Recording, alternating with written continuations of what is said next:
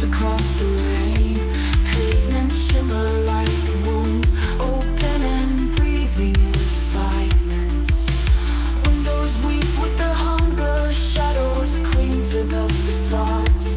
Every corner dissolves into a prayer no God receives. I drift along the coast, where factories dissolve in mist. The chimneys groan like old choirs, their voices broken, unending. The asphalt carries my weight, a mirror of bruised reflections. Each droplet stains the night, each echo repeats the absence.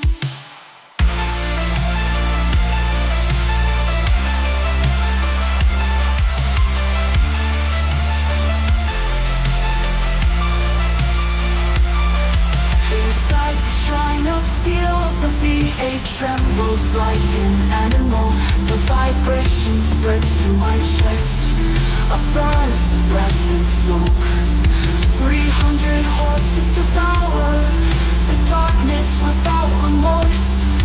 The music comes through the air, jagged as glass in the bloodstream. She walked with me in silence, her gaze as hollow as distance, her body near yet vacant, as if her soul had departed. I asked if something remained, a glimmer beneath the stillness, but the void was her reply, her silence deeper than the night.